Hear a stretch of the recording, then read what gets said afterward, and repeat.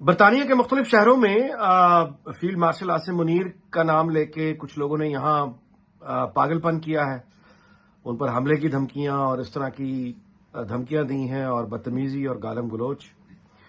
یہ بالکل ایک پاگل پن ہے. پہلی بات تو یہ ہے کہ برطانیہ میں کسی کو بھی آپ یعنی قتل کی دھمکی دیں، نقصان پہنچانے کی دھمکی دیں، یہ بڑا سنگین جرم ہے. اور جن لوگوں نے ویڈیوز پہ بنا کے یہ اپنا ثبوت خود ہی دے دیا، وہ تیار ہیں، پولیس کسی بھی وقت ان کو آ کے پکڑے گی اور ظاہر قانون کا سامنا انہیں کرنا پڑے گا.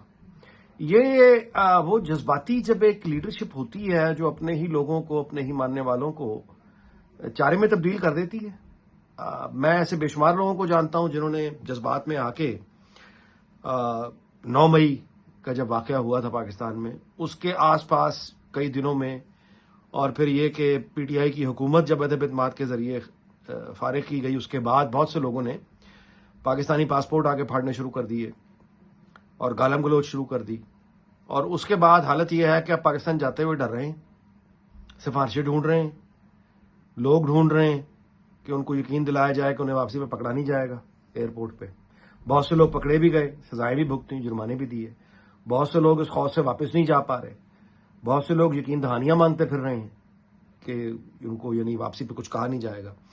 تو یہ اسی طرح کی ایک بالکل پاگل پنے کی حرکت ہے جو کرنے کے بعد جو بھی ایسا کرتا ہے وہ بنیادی طور پہ اپنے آپ کو، اپنی آزادی، اپنی سلامتی کو خطرے میں ڈالتا ہے، پوری کمیونٹی کو بدنام کرتا ہے، اور ظاہر ہے کہ پاکستان میں اپنے پیاروں کو، ان کے لیے زندگی کو اجیرن کرتا ہے، مشکل کرتا ہے. تو یہ بالکل ایک پاگل پن ہے. اور اس کے ساتھ یہ کہ یہ جو ظاہر ہے کہ اس نفرت کا آنا اور پھر قتل کی اور نقصان پہنچانے کی دھمکیاں دینا، یہ اگر لوگ وہ ہیں جنہوں نے سیاسی پناہ لی بھی ہے تو وہ اپنا کیس خراب کر رہے ہیں. ان کو سیاسی پناہ کسی صورت نہیں، یعنی اس طرح کے وائلنٹ آدمی کو برطانیہ میں سیاسی پناہ ملنا بہت مشکل ہوگا جو دوسروں کو دھمکیاں دے رہا ہے. پہلے ہی یہاں امیگرینٹس کے خلاف ایک بہت سیاسی فضا بنی ہوئی ہے. وہ تمام لوگ جن کے ویزے ابھی یعنی ورک ویزا پہ آئے ہوئے ہیں اور ابھی ان کا انڈیفینٹ ان کو ملنا باقی ہے، وہ اپنا پورے کا پورا یعنی زندگی اور مستقبل داؤ پہ لگا رہے ہیں. کیونکہ برطانیہ میں اس سے پہلے کہ آپ کو انڈیفینٹ ویزا دیا جائے، آپ کے کرائم ایک ریکارڈ ہوتا ہے کہ آپ پر کوئی مقدمہ تو نہیں ہے، آپ پر کوئی کیس تو نہیں ہے، اور اگر کوئی مقدمہ ہو، کوئی شکایت ہو تو انڈیفینٹ جو مستقل ویزا، رہائشی ویزا ہے، وہ آگے جا سکتا ہے، مسترد ہو سکتا ہے. تو اگر آپ کام کے ویزے پر ہیں تو بھی ظاہر ہے کہ اس طرح کی حرکتیں کر کے اپنا مستقبل تباہ کرنے کے علاوہ کچھ نہیں کر رہے. اگر سیاسی پناہ لی ہوئی ہے اور پھر اس طرح کی حرکتیں کر رہے ہیں تو بھی اپنا کیس یعنی خراب کر رہے ہیں.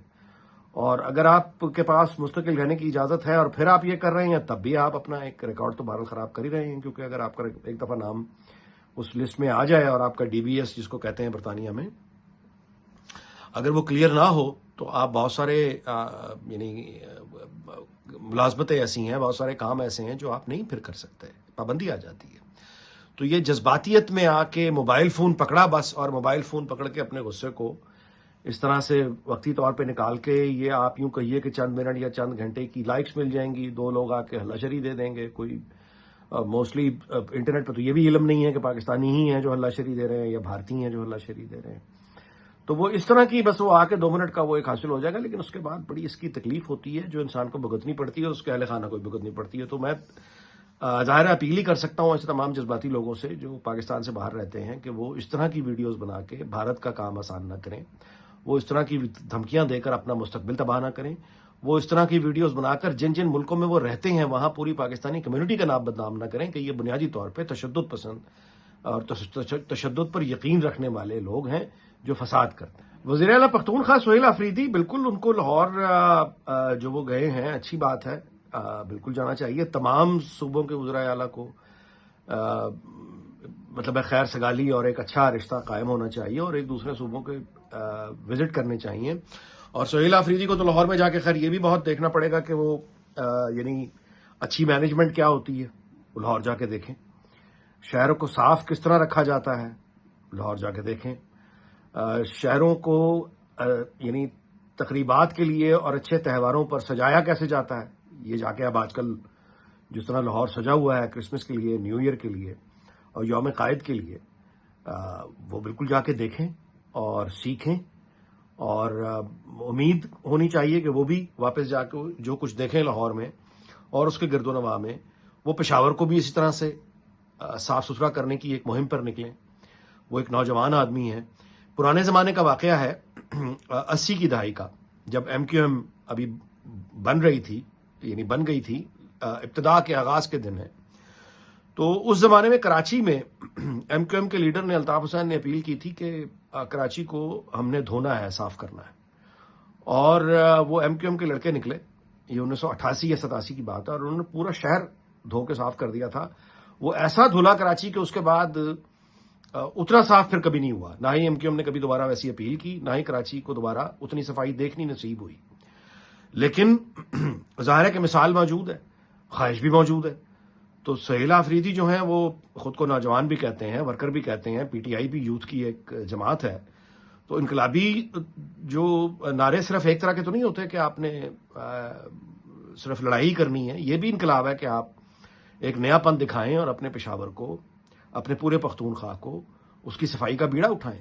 پی ٹی آئی کے ہر ورکر کی ذمہ داری لگائیں کہ احتجاج تو ہوتا رہے گا، احتجاج بعد میں، لیکن پہلے جو حکومت ہمیں ملی ہوئی ہے ہم اس کو، پختونخوا کو صاف ستھرا کر کے، سجا کے، سنوار کے، صفائی کر کے وہ جو ہمارا ووٹر ہے اس کو مضبوط کریں گے، تاکہ ان کا مقدمہ مضبوط ہو کہ اس نے ہمارا صبح بھی اب دنیا مثالیں دیتی ہے. تو سہیل آفریدی صاحب کا جو مقابلہ کرنا چاہیے پنجاب حکومت سے، وہ اس میدان میں کرنا چاہیے کہ وہ آئیں، آ کے لاہور دیکھیں، وہاں کا انتظام دیکھیں، اور اس کے بعد اس کے مقابلہ کریں کارکردگی میں.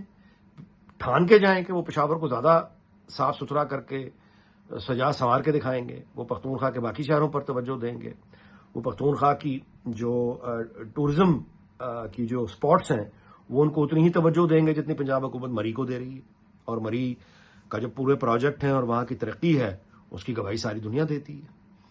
تو پختونخوا میں تو ایسے کوئی ایک مری نہیں ہے، وہاں تو درجنوں مری ہیں اس طرح کے، یعنی جتنے خوبصورت وہاں سپاٹس ہیں. تو آفریدی صاحب اگر چاہیں تو وہ اپنی تبدیلی یہاں پہ کیوں نہیں دکھا سکتے؟ یعنی وہ ایک تعمیری سیاست کر کے اپنے صوبے کو سنوار کے، سجا کے، صاف ستھرا کر کے، وہ یعنی وہاں پہ تبدیلی اس طرح کی کیوں نہیں دکھاتے؟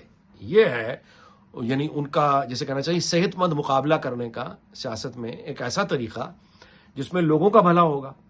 یعنی پنجاب حکومت اگر کارکردگی دکھا رہی ہے تو 4 لوگوں کا بھلا ہی ہو رہا ہے، رہنے والے بھی خوش ہو رہے ہیں. اس کے مقابلے میں اگر پختونخوا میں وہی گورننس دیکھنے کو ملتی ہے، صفائی ستھرائی دیکھنے کو ملتی ہے، سیاحوں کا یعنی انتظام، ان کی سہولیات کا کیا جاتا ہے، تو اس میں پختونخوا کے جو لوگ ہیں ان کے رہنے والوں کا فائدہ ہے نا. اگر ٹورزم وہاں بڑھتا ہے تو کس کا فائدہ ہے؟ سڑکیں اگر وہاں مناسب بنتی ہیں تو کس کا فائدہ ہے؟ انفراسٹرکچر ڈیولپمنٹ اگر ہوتی ہے تو کس کا فائدہ ہے؟ پختونخوا کا فائدہ ہے. اور at the end of the day یہ پورے پاکستان کا فائدہ ہے کہ اگر ترقی اور کارکردگی کو مقابلہ بنا کے وہاں مقابلہ کیا جائے اور عوام کے ہاتھ میں فیصلہ چھوڑ دیا جائے، بجائے یہ کہ آپ بدتمیزی اور گالم گلوچ میں مقابلہ کرنے پہ اتر آئیں.